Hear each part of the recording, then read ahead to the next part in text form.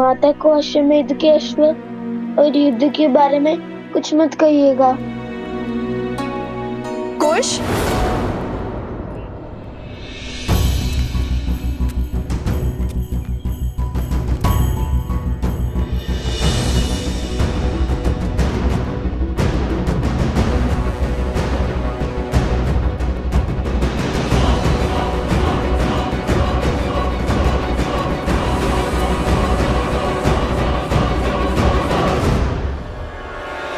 कुश, बोलो।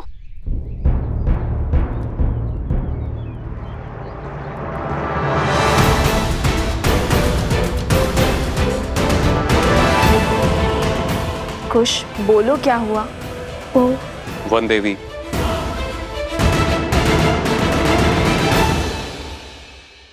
हम भगवान वाल्मीकि जी के चित्रकूट से लौटने की चर्चा कर रहे थे।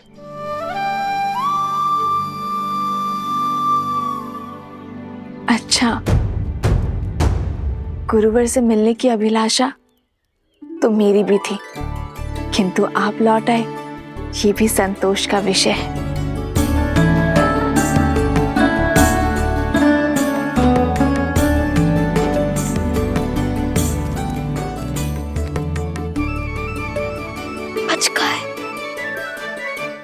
वैसे कुश, तुम इतने शीघ्र कैसे पहुंचे?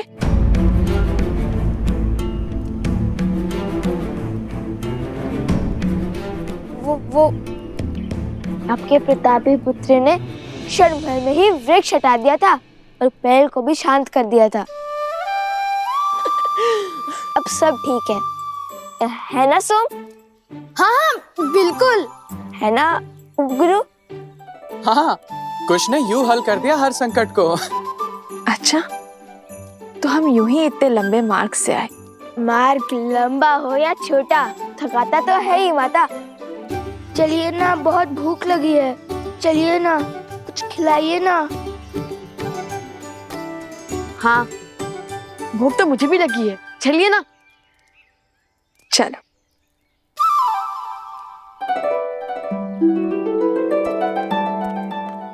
भैया, मैंने तो केवल धनुष उठाया, बाण साधा और ये किया, और उससे पेड़ खत्म हो गया। ना जाने किस माया, किस शक्ति की चपेट में आ गए थे हम।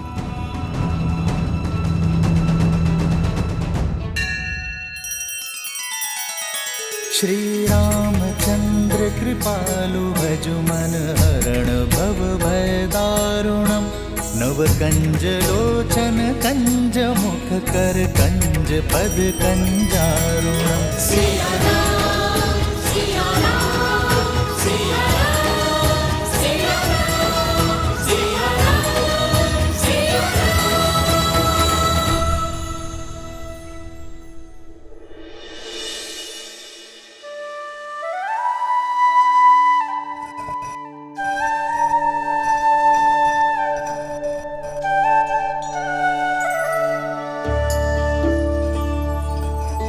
आश्रम वासियों से वचन तो ले लिया कि गुरुवर के आने तक कोई भी माता को सत्य नहीं बताएगा, किंतु अभी भी समस्या है।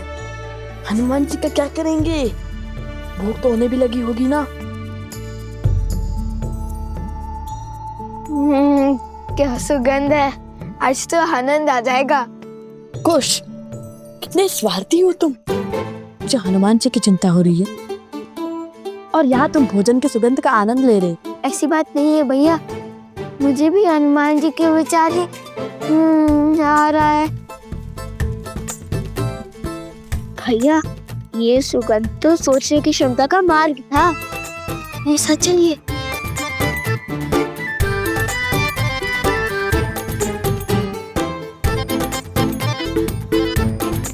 अरे कुश, रुको।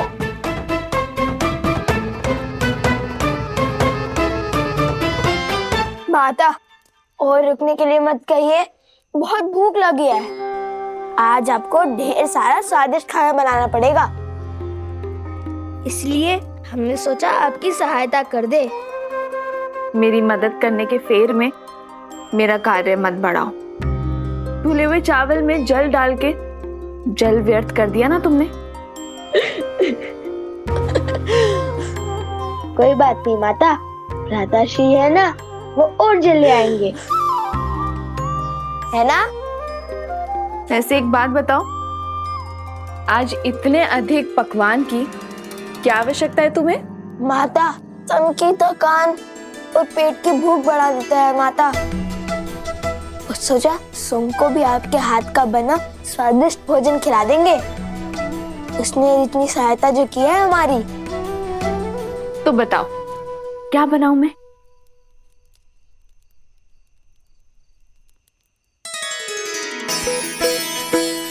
माता, मुझे तो अनेक वस्तुएं प्रिय हैं, जैसे कि खीर, मालपुआ, दही, मक्खन, केले, लड्डू। हाँ माता, जैसे खीर, मालपुआ मालपुआ। अत्यधिक परिश्रम तो किए तुम दोनों ने, तो उसके लिए 2 गुना फल तो मिलना ही चाहिए। मैं दोनों बनाती हूँ।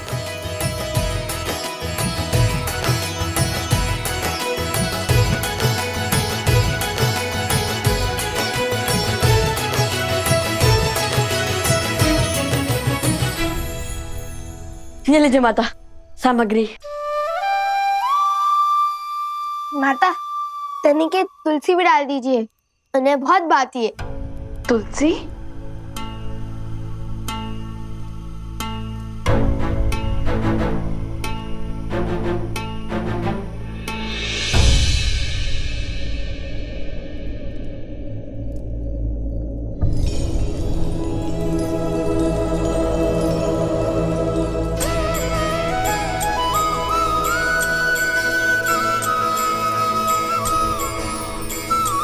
ठीक है, डाल दूंगी।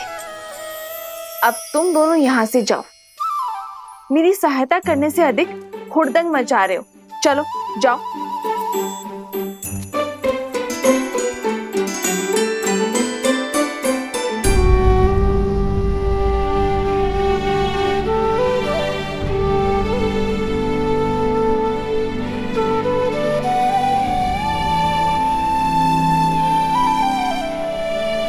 मुझे क्षमा कर दो लक्ष्मण, मैंने तुम्हें रोककर अनर्थ कर दिया। मेरे मन में पहले करुणा थी, किंतु अब मेरे मन में प्रतिशोध है। भैया की आज्ञा से उन दोनों बालकों को दंडित करूंगा मैं।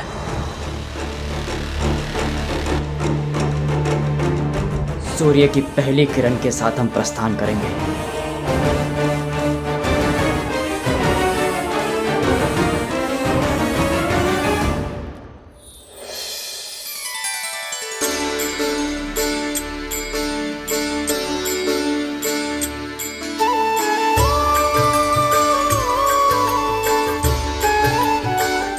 भोजन माता ने बनाया है। बहुत स्वादिष्ट है ना? सोमकर्ण को छका कर आए हैं। वो क्या है ना, उसी के नाम से तो हमने माता से इतना सब कुछ बनवाया है। वैसे हम असत्य नहीं बोलते, किंतु बंदी को भूखा भी तो नहीं रख सकते ना। कोटि कोटि धन्यवाद, किंतु एक दुविधा है, इसे मैं खाऊंगा कैसे?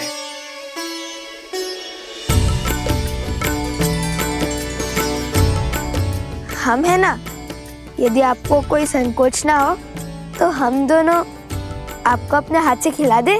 संकोच नहीं, मेरे जीवन का सबसे बड़ा संयोग है ये। स्वयं प्रभु श्री राम के क्या? परम भक्त स्वयं प्रभु श्री राम के परम भक्त मुझे अपने इन हाथों से खिलाएंगे। माता को कोई संदेह तो नहीं हुआ? भोजन के समय मन में उल्लास होना चाहिए, प्रश्न नहीं। और हम दोनों की चतुराई के समक्ष किसी को संदेह कैसे हो सकता है? आप निश्चिंत होकर खाइए। हमें समय पर आश्रम भी लौटना है, अन्यथा माता को सत्य में संदेह हो जाएगा।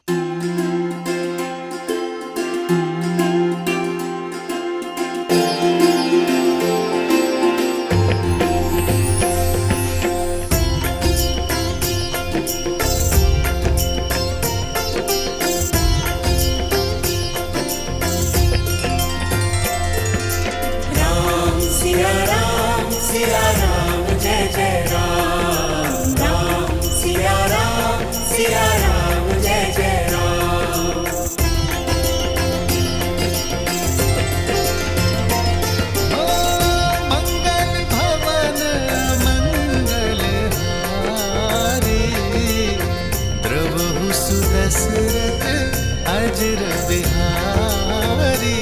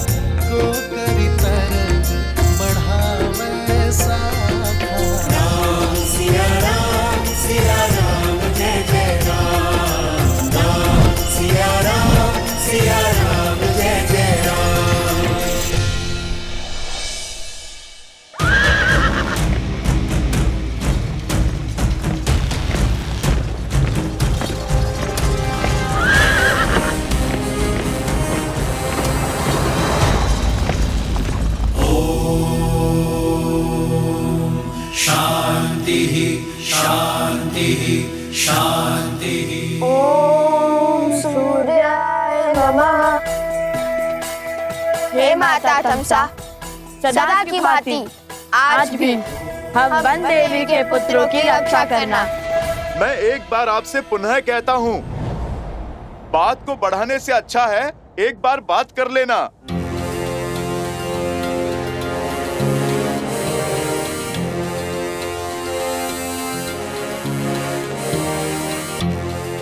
बातचीत से हर समस्या का समाधान संभव है।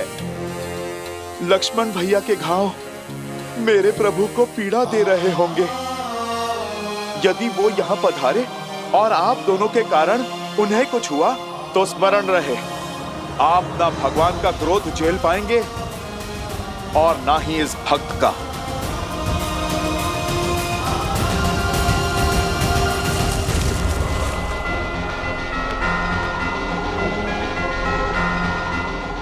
इस संसार का कोई संकट नहीं जो शब्दों से ना सुलझ सके।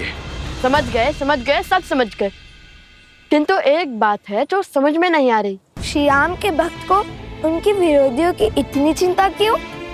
जिन्होंने आपके प्रभु का अश्व पकड़ा, उनके काज में विघ्न डाला। राम काज सफल बनाने वाले हनुमान जी भला हमारी सहायता को क्यों तत्पर हैं? लवकुश मेरे ही पुत्र। आप राम काज पूर्ण करने में असफल रहे। मुझे मेरे प्रभु को कुछ समझाने की आवश्यकता नहीं है।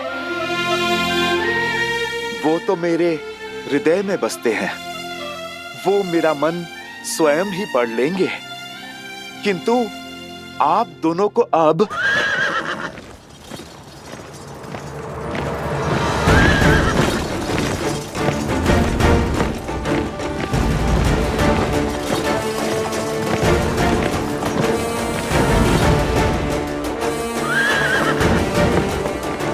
भरत भैया,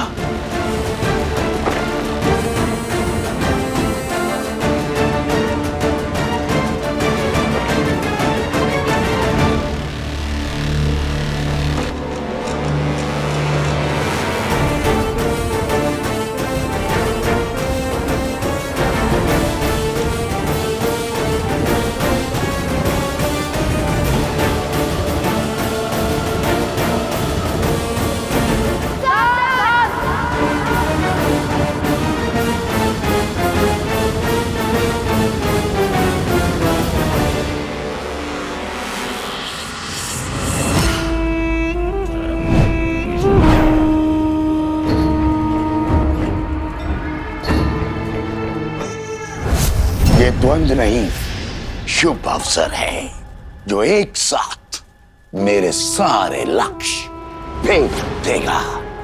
सारे लक्ष्य? जब भरत और लवकुश लड़ रहे होंगे तब सीता अकेली होगी, और इस समय तो वो त्रिकालदर्शी वाल्मीकि भी आश्रम में नहीं है। ऐसे में सीता की सहायता करने वाला कोई नहीं होगा। हम सीता का वध करेंगे।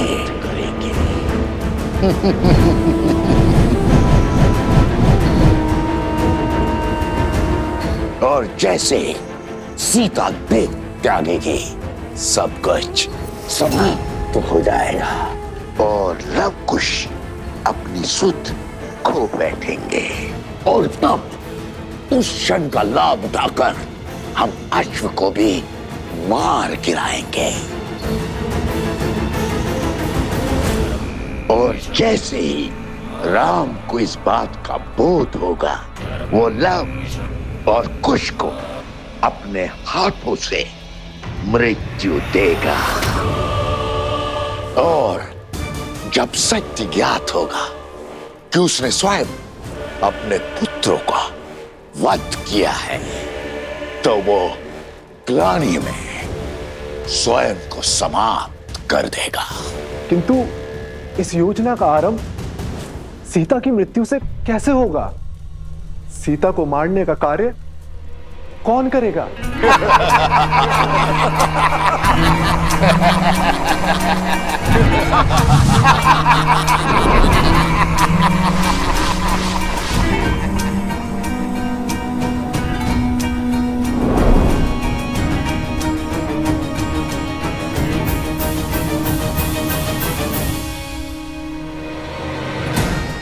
ये है वो शक्ति जो सीता की श्वास छीनेगी।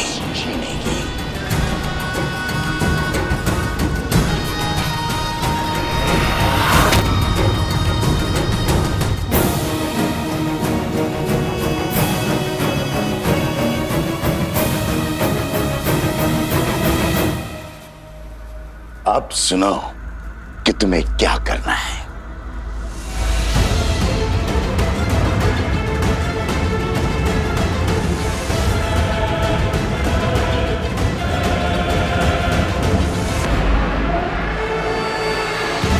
अब सीता का बचना असंभव है। मेरा मन जानता है कि कल मुझ पर प्रहार करने वाला असुर साधारण नहीं थे, किंतु मुझे मारने की योजना कौन बना रहा है? मेरी मृत्यु से किसका लाभ होगा? अरे मेरी अंतिम श्वास में किसका हित छुपा है? ओ गुरुदेव, अनर्थ हो गया गुरुदेव। गुरुदेव,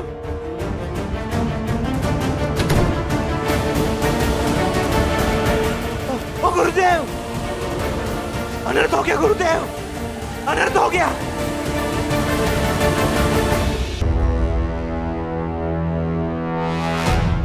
हनुमान जी, मैं मान ही नहीं सकता कि संसार का कोई भी बल आपको बांध सकता है, परंतु आप इस अवस्था में, अर्थात आप इन दोनों बालकों की मीठी बातों में आ गए हैं।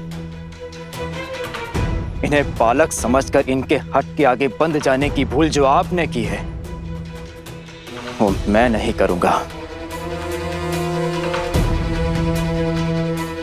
लक्ष्मण, शत्रुघ्न और हमारी सेना की जो इन्होंने दुर्दशा की है उसके लिए मैं इन्हें दंड अवश्य दूंगा,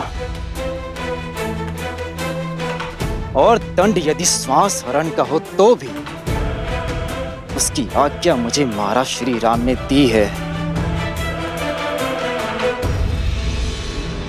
क्योंकि इन दोनों बालकों का अपराध क्षमा योग्य तो नहीं। बालकों, धर्म की मर्यादा रखना रघुकुल का दायित्व रहा, इसलिए मैं तुम्हें एक अवसर देता हूं कि चुपचाप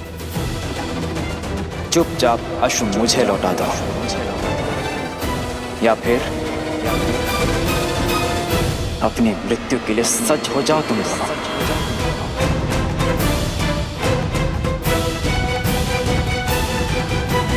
अच्छा हुआ कि आप हमें बालक नहीं योद्धा समझते हैं, क्योंकि अबोध बालक ना तो प्रभु श्री राम से प्रश्न पूछने का साहस रखते हैं और ना ही सामर्थ्य।